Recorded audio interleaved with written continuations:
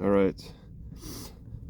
I thought I was in the clear with using magnets for my nose and my throat. When I got sore a couple of nights ago, soreness, congestion started in the nose, soreness went to the throat. But throughout the day yesterday, I really suffered, or I started getting more snot, more fatigue, malaise, just snots, dehydration. So I started having to slow things down. Overnight, I was getting scared. The evening time last night, I let myself get dehydrated, and that was resulting in inflammation. A lot of heat was building up in me, and I was kind of feeling like I was gonna my heart was gonna fail. I was gonna pass out. So I just started drinking like a lot of water, and then peeing a lot of water. Peed like 10 times overnight, and I was drinking. I added some celery seed and bay leaf to the water. Just bay leaf is a diuretic, and it tastes and smells kind of good. Celery seed balances out blood pressure. I don't know. I thought that didn't sound too bad. I didn't really have anything else. I looked at my prescriptions for natural cures, and I didn't really see anything I could use. Cinnamon, ginger, nah.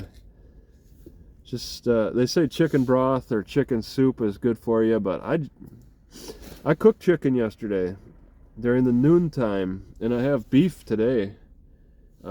Maybe I could show it. Let's just kind of toss the camera over, see if it shows. Got some beef on top of potatoes. I just boil it all for 25 to 30 minutes and call it done. It tastes okay to me. And then yesterday was chicken and onions. I focused on onions because I was having this congestion.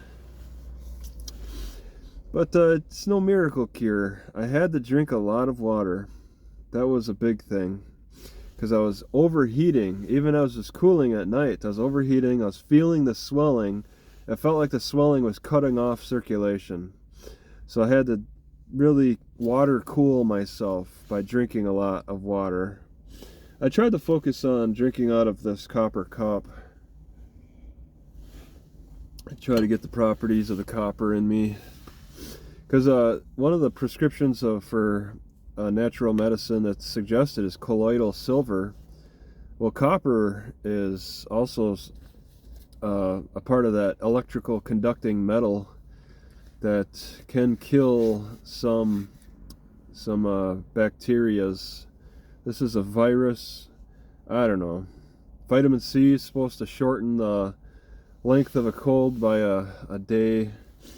Well, I had some cayenne pepper. It's supposed to be vitamin C in this. I'm not, and they say if you take too much vitamin C extract, you can get diarrhea. I don't want that. I don't want to take vitamin C extracts.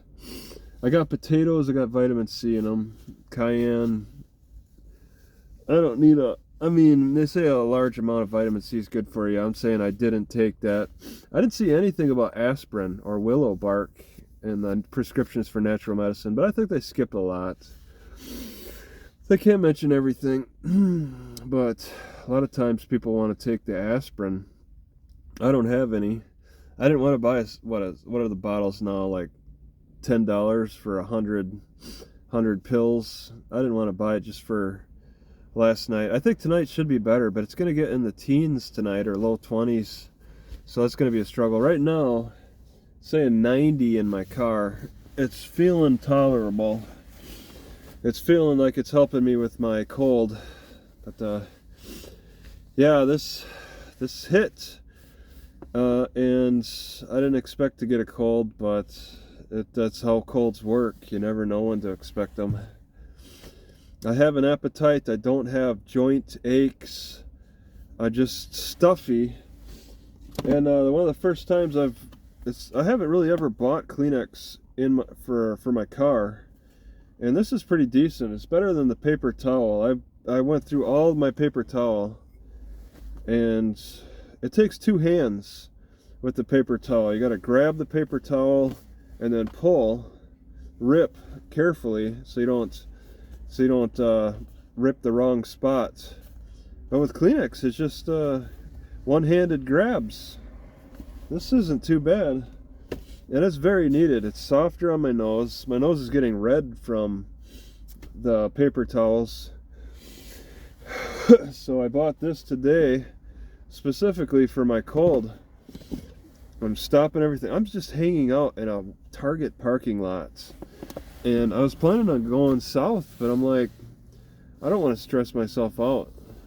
I'm just going to take it easy for the day. The weather's good enough. South Mississippi in the winter time, this time of year. I'll just not drive and hope that the owners of the parking lot don't complain. This car over here's been with me. Nobody's in it. They just left it. So people do leave cars in the lot. So I'm just resting and breathing. Yeah, I still got the burping problems. A cold and then the burping problem that's always there. But I think the meats might help it a little bit. I don't know. Just not eating so much sugar, because let me just say, increasing meat has decreased my sugar intake, and that's taken away the rapid heartbeat at night. I'm not even scared of a rapid heartbeat. I'm eating beef, pork, chicken, fish. I'm having them all now, because eggs are not preventing the rapid heartbeat at night. It's meat. Meat's got something in it that's it's probably a nutritional thing that I was missing for a lot of months, for maybe over like 2 years or so. I just kind of tried to experiment with myself, living in the car, and avoiding meat, because it perishes so easily, so quickly. You got to cook it right away. Well, I have to cook it right away. What I have to do is improve my cooking situation, which I guess you could kind of say I did, because I'm making this more easily accessible by hanging it, never taking the top off, always having it readily available. All right. And that's a strategy. I want to make cooking an easier, faster setup, because it's obviously very important. I got to be able to have all the meats, because I think they kind of like clean out the system and change the bacteria in a positive way. I think I had a candida infection, which is a yeast infection. I had all the wrong microorganisms that were causing me to wake up at night with this rapid heartbeat, and I've now been cleaning that out. I feel like I have something in my mouth tastes different. I feel like there's a difference. I feel like I don't have a swelling problem. Like it was inflammation and infection in the lining of my whole digestive tract, affecting my heart when I was eating a lot of grains, honey.